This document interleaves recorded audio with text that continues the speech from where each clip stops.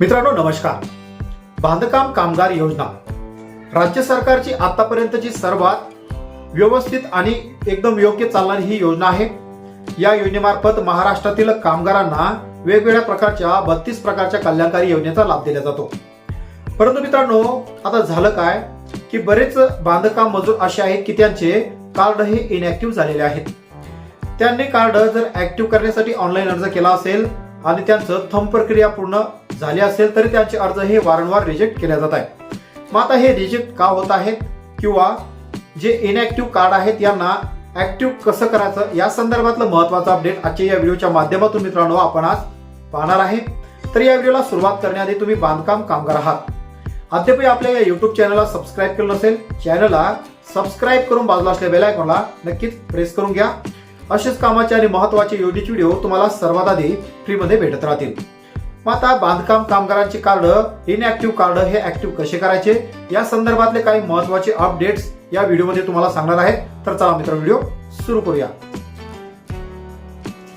बांधकाम कामगार योजना जे महाराष्ट्रातील जे बांधकाम मजूर आहेत या मजुरांना 32 प्रकारच्या कल्याणकारी योजनेचा लाभ मिळावा त्याचबरोबर या कामगारांचे पाल्य यांचं योग्य शिक्षण व्हावं हा हेतू ठेवून राज्य सरकारने ही योजना सुरू केली आहे. त्याचबरोबर आता बांधकाम कामगारांना कुठल्याही योजनेचा जर लाभ घ्यायचा असेल तर त्यांचं बांधकाम कार्ड हे ऍक्टिव्ह असणं गरजेचं आहे. परंतु आता बऱ्याच कामगार मित्रांनी व्हिडिओच्या कमेंटमध्ये कमेंट केलेले आहेत की सर आम्ही बांधकाम कामगार योजनेसाठी ऑनलाईन अर्ज केलेला आहे परंतु आमचा अर्ज हा वारंवार रिजेक्ट होत आहे.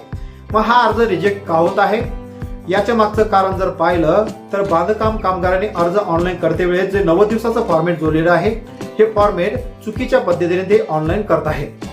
आता 90 दिवसाचं जे प्रमाणपत्र आहेत या अगोदर 90 दिवसाच्या काटेकोरपणे तारखा बांधकाम कामगार त्या अर्जावर टाकत होते आणि ऑनलाईन सुद्धा करत होते. आता ही झाली पहिली चुकी. आता या 90 दिवसाच्या तारखा 90 दिवसाऐवजी 120 दिवस कामाचे त्या ठिकाणी टाकायचे आहेत. त्याचबरोबर जे 90 दिवसाचं बांधकाम कामगाराचं जे प्रमाणपत्र आहेत हे प्रमाणपत्र घेताना ग्रामीण भागातील जे कामगार आहेत या कामगारांनी स्थानिक लेवलवर ग्रामसेवक यांचाच तो अर्ज त्या ठिकाणी घ्यायचा आहे किंवा शहरी भागामध्ये जर बांधकाम कामगार असाल तर तुम्ही नगरपालिका नगर परिषद किंवा गव्हर्नमेंट इंजिनियर यांचं 90 दिवसाचं प्रमाणपत्र सुद्धा घेऊ शकता. तर अशा प्रकारे हे फॉर्मेटमध्ये तुम्ही घेऊन तुमचा अर्ज ऑनलाईन करू शकता. आता दुसरी महत्वाची गोष्ट अशी की तुम्ही अर्ज तर घेताच अर्ज सुद्धा व्यवस्थित ऑनलाईन करता तरी तुमचा अर्ज हा रिजेक्ट होतोय. मग आता रिजेक्ट होण्याचं दुसरं महत्वाचं कारण असं की तुम्ही ग्रामपंचायतचा जरी 90 दिवसाचा फॉर्मेट घेतला किंवा नगर परिषदचा जरी फॉर्मेट घेतला त्यांच्याकडून आवक जावक जे रजिस्टर असतं या रजिस्टरची एक प्रत घेणं सुद्धा गरजेचे आहे. त्याचबरोबर ग्रामपंचायत असेल किंवा नगरपालिका असेल नगर पंचायत असेल तर यांच्या मार्फत बांधकाम कामगार कार्यालय यांना एक पत्र सुद्धा पाठवावं लागतं. हे पत्र जर त्यांनी पाठवलं नाही तर तुम्ही अर्ज किती वेळेस ऑनलाईन केले तरी तुमचे अर्ज हे वारंवार रिजेक्ट होणार आहे. हे झालं मित्रांनो महत्वाचं दुसरं कारण. आता तिसरं कारण असं की बांधकाम कामगार योजनेचा अर्ज तुम्ही ऑनलाईन करते वेळेस 90 दिवसाच्या प्रमाणपत्रासोबत तुम्हाला तुमचं आयडेंटिटी कार्ड सुद्धा ऑनलाईन करणं गरजेचं आहे. मग आता तुमच्याकडे आयडेंटिटी कार्ड नसेल तर आयडेंटिटी कार्ड मिळवण्यासाठी मित्रांनो मी स्क्रीनवर माझा मोबाईल नंबर दिला आहे या नंबरवर कॉन्टॅक्ट करून तुम्ही आयडेंटिटी कार्ड हे घरबसल्या सुद्धा मिळवू शकता. मग आता हे झालं तुमचं ऑनलाईन करण्याची प्रोसेस. 90 दिवसाच्या फॉर्मेट सोबत तुम्ही तुमचं आयडेंटिटी कार्ड सुद्धा ऑनलाईन करायचं आहे. ऑनलाईन केल्यानंतर तुमचा अर्ज कुठल्याही प्रकारे रिजेक्ट होणार नाही. आणि आवक जावक क्रमांक जर रजिस्टर आहेत या रजिस्टरची एक प्रत सुद्धा तुम्हाला घ्यायची आहे.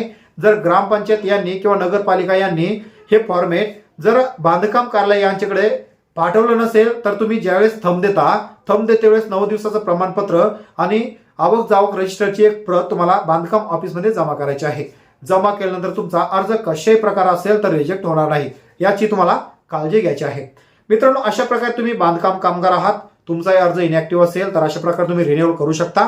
आणि नवीन अर्ज जर तुम्हाला करायचा असेल तर नवीन अर्ज सुद्धा हाच फॉर्मेट आहे. आणि मित्रांनो तुम्ही अद्याप बांधकाम कामगार योजनेच्या कल्याणकारी योजनेचा लाभ घेतलेला आहे का जर लाभ घेतलेला नसेल तर तुम्ही वर्ग पहिलीपासून तर मेडिकल पर्यंत आणि दवाखान्यापर्यंत त्याचबरोबर शैक्षणिक सर्व प्रकारचे क्लेम घेऊ शकता.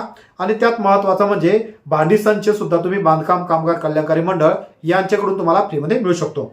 तर तुम्ही अद्यापही जर इनॅक्टिव्ह असाल तुमचा अर्ज जर तुम्ही ऍक्टिव्ह केला नसेल तर अशा प्रकारे अर्ज करायचा आहे. आणि मित्रांनो तुम्ही आतापर्यंत किती योजनेचा क्लेमचा लाभ घेतला हे नक्कीच कमेंटमध्ये कमेंट करून कळवा. आणि तुमचा अर्ज वारंवार जर रिजेक्ट होत असेल तर तुम्ही माझ्याकडे सुद्धा तुमचे सर्व डॉक्युमेंट्स पाठवून तुमचा अर्ज ऑनलाईन करू शकता. मित्रांनो, व्हिडिओ कसा वाटला, व्हिडिओमधील माहिती तुम्हाला योग्य वाटली असेल तर व्हिडिओला नक्कीच एक लाईक करा. हा व्हिडिओ जास्तीत जास्त कामगारांपर्यंत सुद्धा नक्की शेअर करा. चॅनलवर नवीन आला तर चॅनलला सबस्क्राईब करून बाजूला असलेल्या बेल आयकॉनला मित्रांनो नक्कीच प्रेस करा.